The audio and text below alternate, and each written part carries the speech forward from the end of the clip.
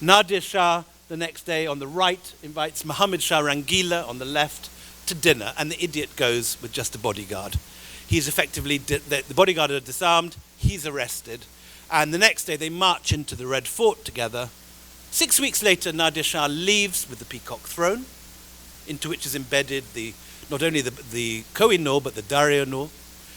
8,000 wagons of jewels and plunder. Everything the Mughals had seized from India, the Persians seized from the Mughals. And this is like taking the coal out of the Mughal boiler house. There's no fuel left for the empire. And overnight, the empire shatters and fragments like you've tossed a mirror out of a second-story window. And the pieces, the bright, sparkling, rich pieces of those broken fragments are hoovered up, not just by the English East India Company, but by their rivals, the French East India Company.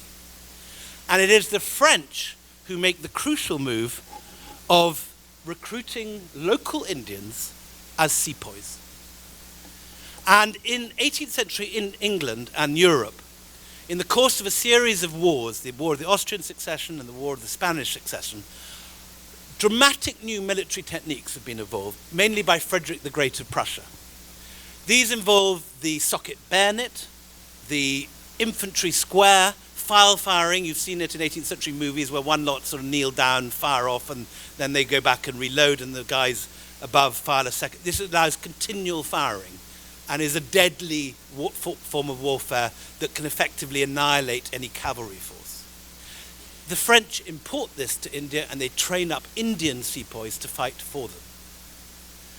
And in 1742, there is a crucial battle in what's now South Madras, the Battle of the Adyar River, where 1,000 French sepoys take on 20,000 Mughal cavalry.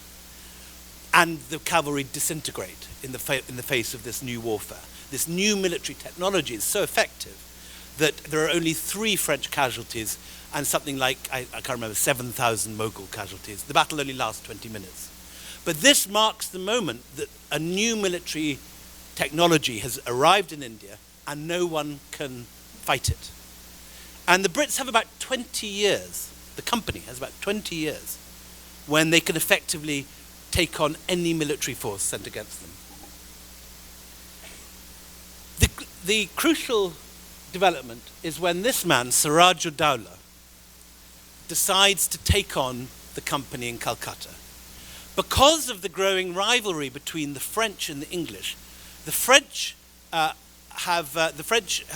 English East India Company believes that the French are about to send a massive fleet to attack their base at Calcutta. This comes from another sort of dodgy dossier, like the rogue intelligence reports at 9/11. And the company is so convinced that the French are going to take them out in India that they not only they persuade the government to send an enormous war fleet out to India to protect them, but they also, crucially, tell their man in Calcutta to rebuild the fortifications. And he does that arrogantly without asking the permission of the Nawab. The new Nawab is the kind of Uday Hussein of India. He's this sort of punk, spoilt son. He has unbelievably bad press from everyone. He's a serial bisexual rapist. He likes sinking boats in the Hooghly to watch people drown. He's a really nasty piece of work. But he's an effective military leader, and he goes to Calcutta. He takes Calcutta, and the timing is incredibly bad for him, because at the same moment that the news comes of the fall of Calcutta in Madras, this enormous British fleet aimed at the French arrives at Madras. The decision is quickly made by Clive, the leader of this force, to use this British Navy fleet to attack Siraj-ud-Dowlah in Calcutta. At any other time, the company would have been helpless against the Nawab, but because of Anglo-French rivalry, there happens to be a naval fleet around. He takes it up to Bengal, he retakes Calcutta, he then smashes up the French base in Chandanagar. And at this point, they're about to sail back to Madras, when crucially an envoy arrives from this man, Mir Jafar, and he's acting on behalf of his paymasters, and this is a crucial part of the story, the Jagat Sets, the Mawari bankers in Bengal. And the Jagat Sets, known as the bankers to the world, they've given this title by the Mughal emperors, have become used to being the kingmakers in Bengal. They're more powerful than the Rothschilds in 19th century Europe. They have unbelievable wealth, which they've gained from being the mint managers and bankers of Bengal, then at its peak as the industrial center of Asia. And they've developed hundi techniques of sending money. So the annual tribute from Bengal to the Mughal emperor in Delhi is no longer sent by a bunch of guys carrying gold along the roads all the way through Lucknow up to Delhi. It's sent by the hundi. They write a note in Calcutta. It's drawn on the bank in Delhi. And by taking a percentage of this, the Jagat Sets have become the richest bankers in Asia. And it's they who offer a bribe to Clive to come up and unseat Siraj-ud-Dowlah. This is a crucial point, because it is the collaboration of these bankers who choose to do business first with another trading company. They speak the same language. The company may loot, may plunder, may be alien, may be a different religion, but it knows the importance of honoring contracts, of repaying loans on time with interest. And in the end, this is what allows these two sets of financiers to change the history of India. So Clive comes up as a mercenary, effectively, and installs Mir Jafar on the throne in Bengal. This is the Battle of Plassey, all set up beforehand with a whole series of deals between the Jagat Sets and the company. And Mir Jafar simply doesn't fight, and Siraj-ud-Dowlah is defeated. As part of the deal, £23 million are taken from the Murshidabad treasury and sent off downriver, just floated down the river to Calcutta, of which Clive gets 2 million, instantly making him the richest self-made man in Europe. And here's Clive looking very pleased with himself, as he might, at the end of this. There then follows another major battle a few years later, the Battle of Buxar, when you try and get all the Mughals unite. The Mughal Emperor Shah Alam, the Nawab of Awadh, and the Newman Nawab of Bengal gather together and attempt to throw the company out of India. They meet at the Battle of Buxar, and it's another stunning company victory. And this victory leads to the selling of the Diwani. The company quickly grows to dominate world trade. Using the wealth of Bengal, which had been the main engine of finance for the Mughals, and all the lands that it's been able to seize across the Gangetic Plain during after the Battle of Buxar, the company finds itself in an incredibly powerful position. It begins to grow opium, which it sells in the largest narco operation in history to the Chinese illegally in order to buy China tea. The China tea it then sells on here, the sepoys which fight these battles, growing numbers, it's the greatest scam in corporate history. They borrow money from Indian bankers to pay Indians to fight them as mercenaries. And these incredibly well-run armies, financed by Mawari bankers and a whole handful of British merchants, takes over. They grow the opium, they sell the Chinese tea not only in Europe, but also, here's the new headquarters in Leadenhall Street, the director's chamber, the growing docks of London. The East India Company's built all the docks, 3/4 of the docks in London. It's doing about, it's the largest single employer in Britain now. About a quarter of the total government spending is matched by the amount that the East India Company spends in Britain alone.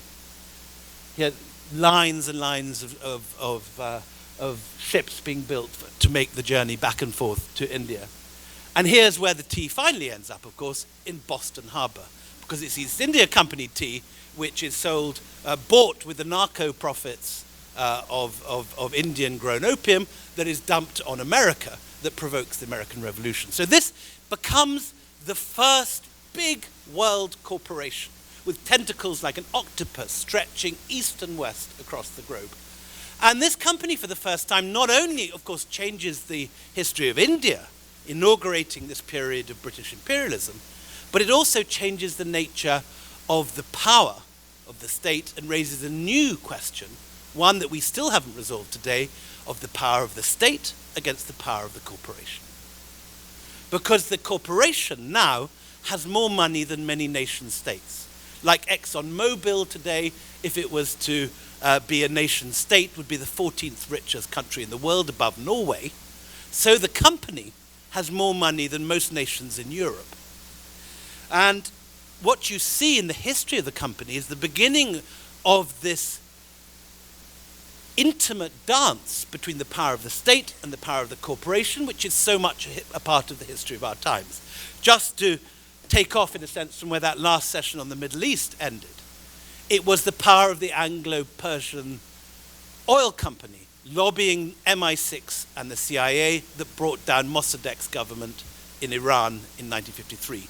2 years later, United Fruit, which controlled 42% of the agricultural land in Guatemala, is brought down by the CIA because the socialist government wants to redistribute land, hence the phrase banana republic. 1977, it is the CIA brought in at the lobbying of ITT that brings down Salvador Allende in Chile. During the Bush government, this mysterious deal, we don't know the full details yet, between ExxonMobil and the whole question of the oil interests during the invasion of Iraq. So this very modern question, which is something that we have no answer for today, is initiated in world history by the East India Company. It is the East India Company which invents corporate lobbying. In 1697, within a century of its birth, the company is caught red-handed, giving bungs, brown envelopes full of money to parliamentarians in order to bribe them to extend its monopoly. They're offered shares. This ends up with the governor of the East India Company and the Lord Privy Councillor in the Tower of London. So this new power in the land is actually bribing the parliamentarians of a democracy to alter the laws in its favour. And this, of course, is exactly what happens every day in DC with modern lobbying groups. I mean, this is not sort of lefty socialist sort of dreaming. This happens. This is what lobbying groups do. ExxonMobil employs 20 Democrats and 20 Republican senators every year. They're contracted on paper to lobby for its interests. And so when they need to have help bullying a government in Indonesia or wherever it is, they have the power to do this. But this bit of world history, this whole story, begins with the East India Company, not in this century, but 300 years ago. The story of the East India Company ends ultimately with the victory of the state over the power of the company. The first great drama that shakes the power of this enormously powerful corporation typically happens because of its own greed. 1765, at the Battle of Buxar, the company controls the whole of North India, including all this industrial powerhouse in Bengal. But they are so greedy that they do what corporations tend to do in these circumstances, is they basically asset strip it. And manage, in a matter of only 7 years, to turn this incredibly rich land into a dust bowl. So that every year, rich East India Company nabobs are leaving Bengal with £1 million here, £1 million there. Sometimes 10 million a year is being shipped out, so that there actually ends up with no silver or gold in Bengal. There then comes a natural famine in 1770.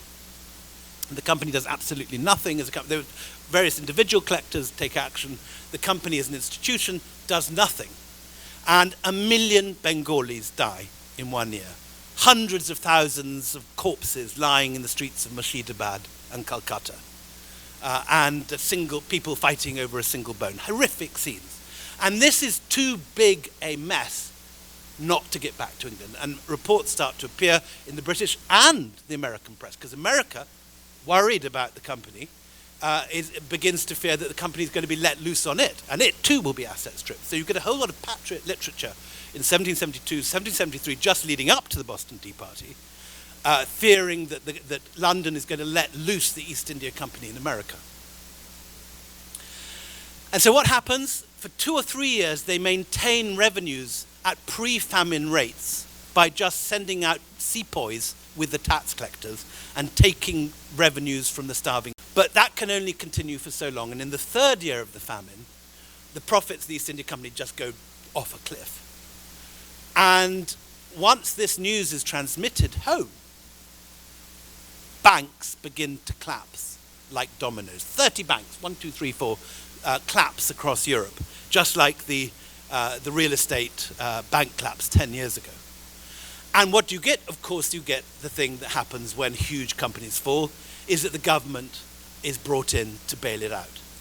And the East India Company, which controls maybe a third of British trade, is too big to fail. And so they go to the Bank of England, they ask for a loan of £500,000. A week later, they're back asking for £1 million. The Bank of England doesn't have the money. So Parliament is recalled. It's been prorogued. It is then recalled. And as the price for the bailout of this mega company, you get history's first mega bailout in return for the regulation of the company. And from that point, the state begins to control more and more of the company until in 1858, following the Great Indian Rebellion that the British call the Mutiny, the Indians call the First War of Independence, and following massive civilian deaths, maybe 100,000 dead across the Ganges Plains in Kanpur, Lucknow, and Delhi. Again, such a big mess that it can't be hidden up and disguised, that it can't be shut up.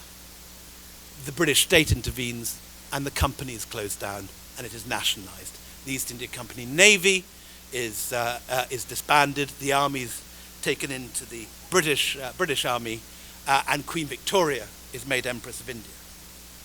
But what we forget is that that bit of British history that begins in 1858 and ends in 1947 is only 90 years. The bit under the waterline, the bottom of the iceberg, from 1599 till 1858, 250 years, is the story of a private company.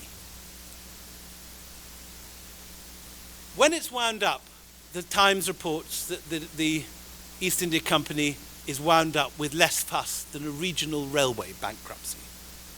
But the question of how to take on the power of an overmighty corporation, particularly in a country with a weak legislature, and everyone in this room knows the power of the corporations of India today and the way they can influence government policy. There is, thankfully, no exact parallel to the East India Company today. Neither the Adanis or any of the other great industrial powers of India have anything like the power of the East India Company. In the US, Facebook, powerful as it is with the new surveillance capitalism, or Google, don't have fleets, don't have infantry battalions, don't have nuclear jets, which would be the equivalent of the East India Company, which by 1800, incidentally, has 200,000 sepoys, twice the size of the British Army. A few merchants using loans from Indian bankers to recruit Indian soldiers to fight for them against the Marathas, against Tipu Sultan. Never has the story of the East India Company been more relevant than it is today, when you have a corporate mogul sitting in the White House, and the Secretary of State, until 6 weeks ago, Rex Tillerson, is a former chief executive of ExxonMobil. The East India Company's history's most ominous warning about the potential power of the state. I'll leave you with one last quote from the head of the Lord Chancellor during the impeachment of Warren Hastings, which is the one time that the British effectively put the company on trial. Although typically they impeach the wrong guy. Warren Hastings actually is the least terrible of the British Governor Generals. But the Lord Chancellor has this very nice quote when he comes and rises to the bar to speak. And he said, "Corporations have neither bodies to be punished nor souls to be condemned. They therefore do as they like." Thank you.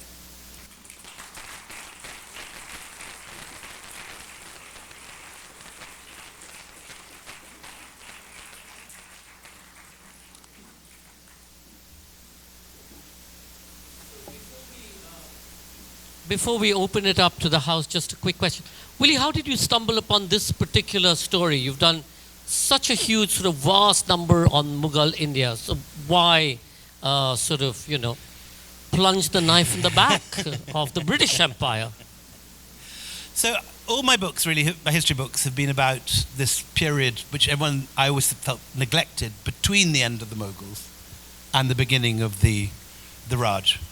White Mughals is about 5 years in Hyderabad, 1795 to 1800. Last Mughal is Bahadur Shah Zafar, the uprising, Delhi, 1856-57. Return of a King is Afghanistan, 1839 to 42. They're just micro histories. And it occurred to me I'd been telling all these detailed stories, but hadn't sort of taken the big picture, the macro history. And there are lots of good reasons why it would have been silly to tell that big story. There are 35 miles of East India Company records in London alone. And that's even before you get onto the far larger archive in the National Archives in Delhi. It's a mammoth project. But it seemed to me that both sides had bought the Victorian line, that it was a nationalist story. And we'd forgotten that it's actually a story about corporations.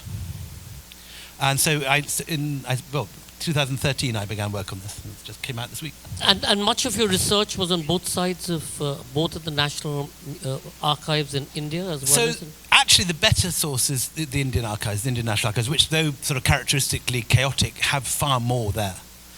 And what you get in London is what the company guys on the ground in Calcutta want London to hear. It's like the letters that an undergraduate at university sends to their parents. It's what they want their parents to know. It's very clearly not what's actually going on.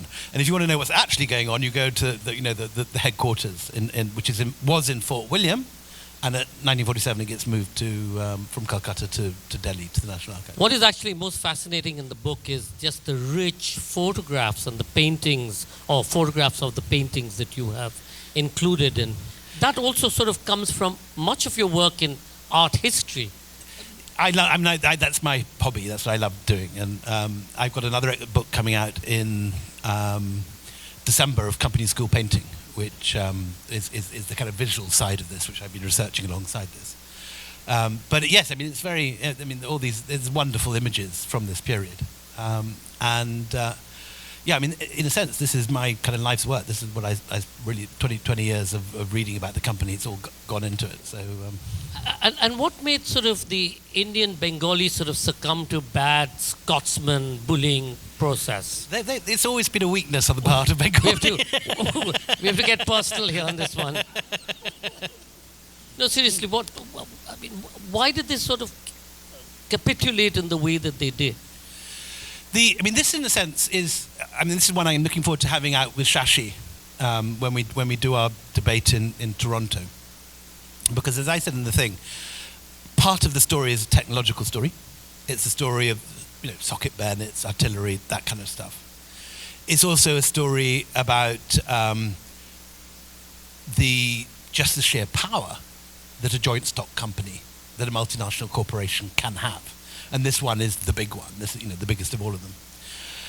But a crucial part of the story, once all that is said and done, despite the plunder, despite everything, the fact is that enough Indians saw this as the least worst option compared to, say, the Marathas or Tipu or the Mughals. And that is, in a sense, I think for Indian readers, that will be the most surprising thing. I think the Brits are constantly amazed to discover that they're the bad guys. Brits always believed that they were the good guys. And, in railways, blah, blah, blah, blah, blah, all that story. But at home, the Brits are still taught that, they defeated racism in the form of the Nazis. They ended the slave trade. And we have this sort of incredibly self-congratulatory history curriculum that doesn't mention all this stuff at all. It's completely off the curriculum. So the Brits will be surprised by their own brutality. But what remains, I think, the big surprise for Indian readers, who've, in a sense, been told another national myth, the story of national resistance and everything, is the degree of willing collaboration, and particularly on the case of the Motwani bankers. And by the 1800s, they are competing to finance the company, simply, ultimately, because it's a safer home for their investments. If a Scindia or a Holkar, one of the Maratha generals, needs money, he'll summon the Mawari bankers, but if they don't pay, he'll hang them up by their heels until they do pay. The company, however wicked it is in other ways, just understands the importance of a contract with law courts to back it up, and will repay on time with interest. And that, in a sense, is a story to be taken forward by Indian historians, why that was the case, why that decision was made. Because so many, it is a story in many ways of willing collaboration, however strange that seems to us. There are huge national heroes in this story, not national heroes because they wouldn't have seen themselves there, but there are, Tipu Sultan is the person who never ever makes an alliance with the British. He's the Marathas frequently make alliances with the British, often against Tipu. But the Tipu, who's now regarded as a very controversial figure in India because he was extremely cruel in war, incredibly innovative ruler in peace, but he made a point of being spectacularly brutal in war. But he was one of the first to realize that the company represented an existential threat to India. And he sends messages continually to the Marathas saying, do not realize that where the English place their talons, they never take them away again. Another person who realized it very early on is the Maratha minister Nana Fadnavis. And Nana Fadnavis is this brilliant, genius, Machiavellian character. And he forms the triple alliance of the Marathas, Tipu, and the Nizam of Hyderabad against the British.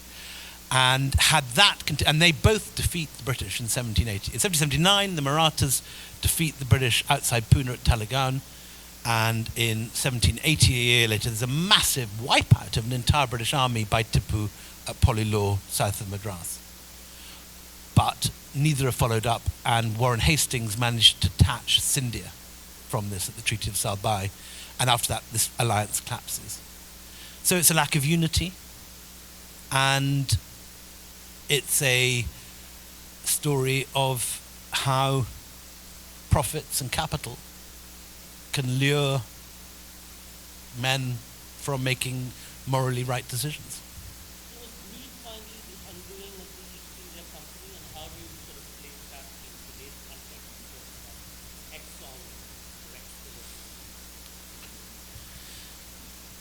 It's also, of course, though, where does the very laudable pursuit of profits, which artha in Hindu thought, the pursuit of wealth, is not in itself a bad thing. And the company, to turn the coin on its other side, was Britain's biggest employer, created the wealth that turned Britain from being a marginal, impoverished agricultural country into the country that did dominate the world. So these things always have two sides to them. But there's a cost to that. And in the case of India, it was a massive cost. I think there's questions from the house. Sorry, my mic's not working. Any questions? Yeah, right up. I just... Hi. Okay. Yes. My question actually revolves around about that period, which you, I think, written the book. But it's more about the art and the literature and the poetry. So after, Aurangzeb dies, the Mughal Empire is in disarray. All these, British are creeping in, Nadir Shah comes in and just, hammers it, the whole place. But underneath, even all the way to Bahadur Shah Zafar, there is a good poetry and there is good literature or dance and all that is happening. How do you explain that part of, generally what we understand is when a country or a region is very rich, then you see such a blooming art and literary scene. But there is a, contradiction happening in that area. It is absolutely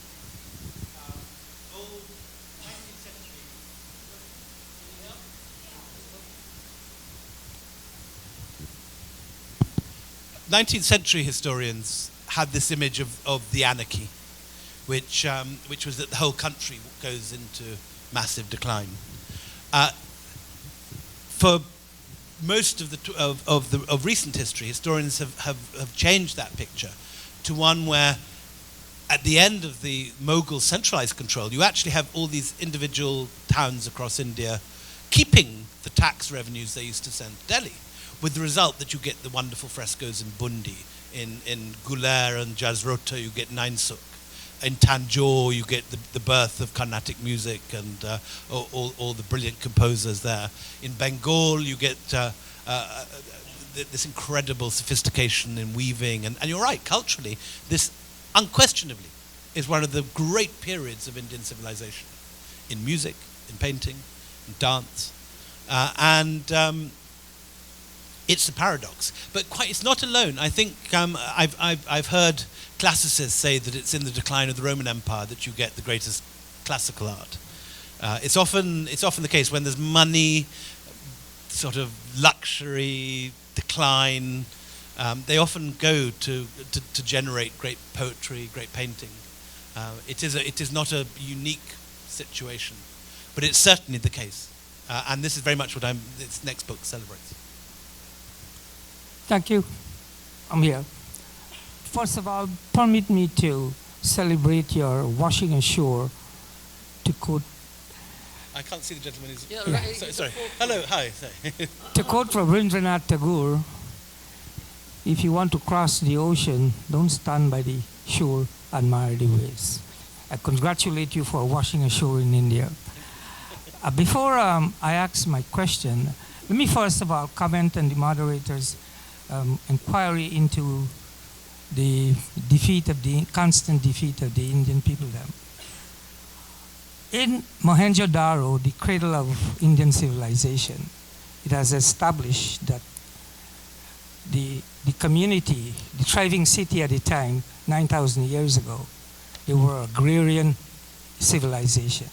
They were not hunters. They were not meat eaters. And that has been accountable for our passive construction. Our DNA is not violent. Thank you. I have a question that might be imprudent, but I'll leave the judgment on you to answer it. What is the indisputable whereabouts of the Kohinoor? That was last year's session, actually, but we can... And what is the likelihood that it will never be returned to India? So the Kohinoor, as you know, as I said, taken almost certainly a stone originally from the Golconda mine. Someone's maybe hinting here. Probably from the Golconda diamond fields, found its way to Delhi, was embedded into the Peacock Throne. Contrary to popular opinion, there's no absolute certainty about where the stone came, other than being a Golconda diamond. Its route to the Peacock Throne is not clear. The first definite reference to it is as it's leaving Delhi. It goes to Nadir Shah, it then goes from there to Ahmed Shah Abdali, Ahmed Shah Abdali to Ranjit Singh to the Brits. And it's claimed with equal passion by the Persians, who've got still the Darya-Nur, which is the sister stone, still sitting in Tehran. The Afghans, who believe that it's the stone which was inherent in the creation of their country by Ahmed Shah Abdali.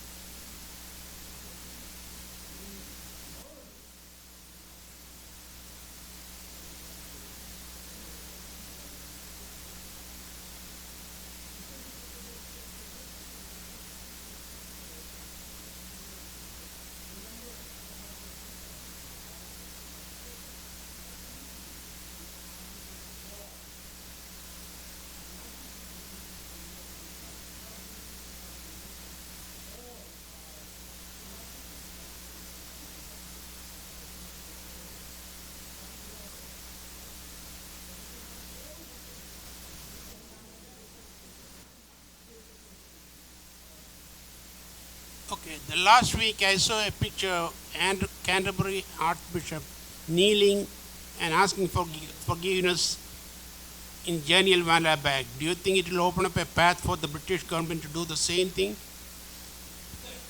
It's a mystery to me why there's any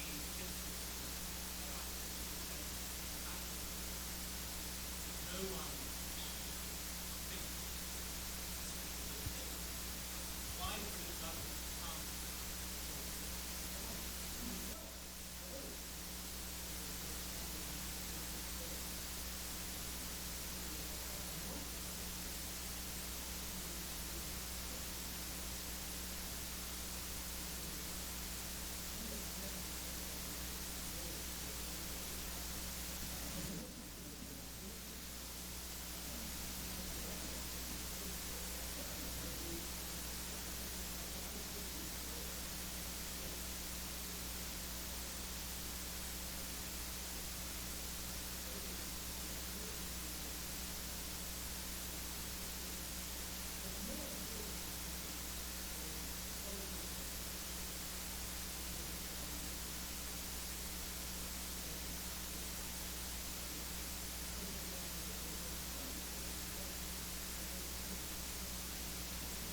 when David Cameron came, he came with a whole jumbo jet full of British businessmen.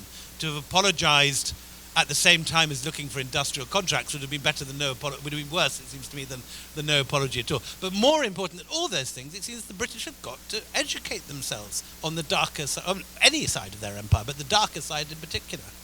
They've got to see that there are many positive things you can say might have come out of the British Empire, although Shashi would disagree with that.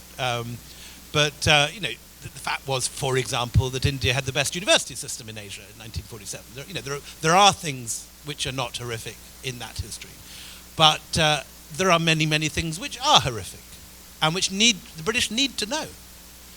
And it's simply not on our history syllabus. The whole question of the empire has literally been taken off the table, and I think non-Brits are often amazed at how ignorant Brits are about all this. They just don't know it. And that, much more important than apologies, much more important than the question of reparations, seems to be to educate people, so they understand, as the Germans have educated the German population. Everyone in Germany knows about the Holocaust. Every German knows about the gas chambers. But by and large, no Brits, except specialist historians at university level, know about hundreds of thousands of Indians being killed in 1858, which was incidentally a far worse massacre in every way than Jallianwala Bagh. One question, and then we'll take one last question and we'll end there. Go ahead, sir. William, you explained wonderfully how British East India Company prevailed over India, particularly over Indian rulers. Could you please also explain how the company prevailed over other European companies there, like the French or the Dutch? And is there any truth to the rumor that there might have been some big mega meeting in Europe where India was carved out and left for the British East India Company? Will you just hold that question, Willie? Let's just take that last question and then you can answer both. Right at the back. My question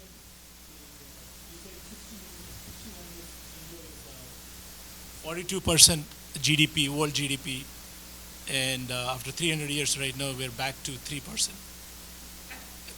Yeah, 2018 India is contributing 3% of world GDP. What was the setup back then? Why India was 42% GDP, and what can we do going forward from 3% back to better? Sure. What was the first question?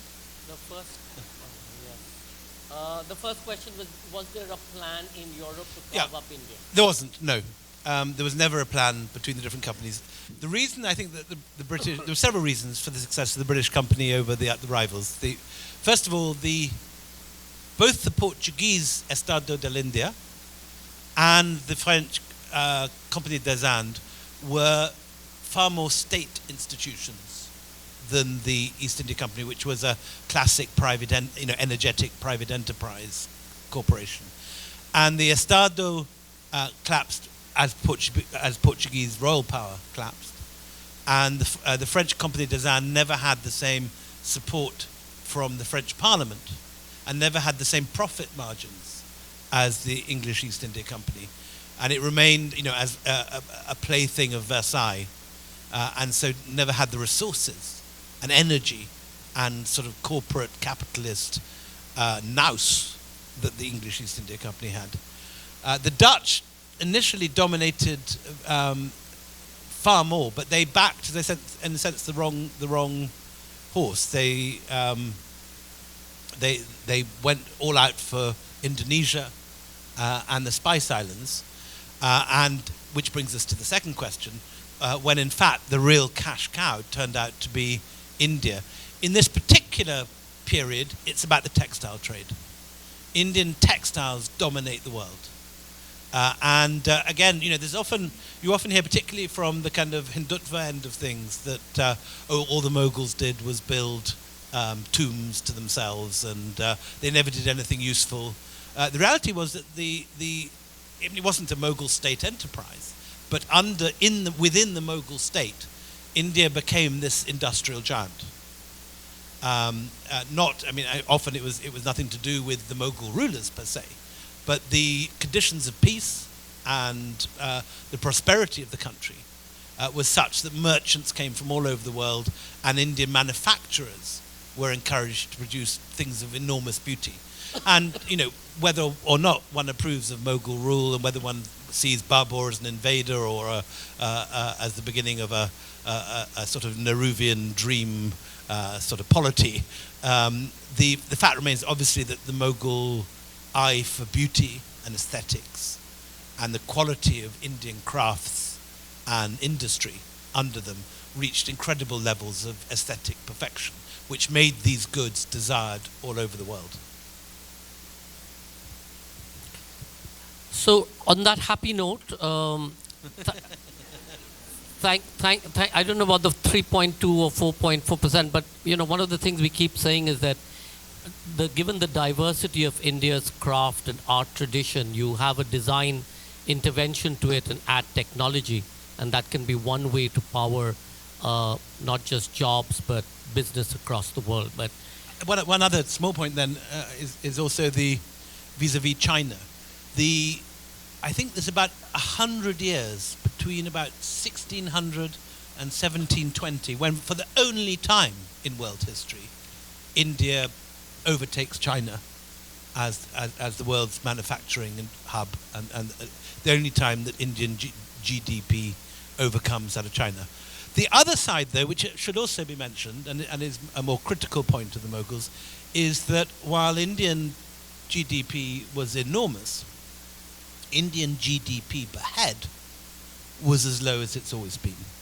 And there was massive inequalities of wealth in Mughal India, far more so than in Europe. And while Britain, I think as late as 1650,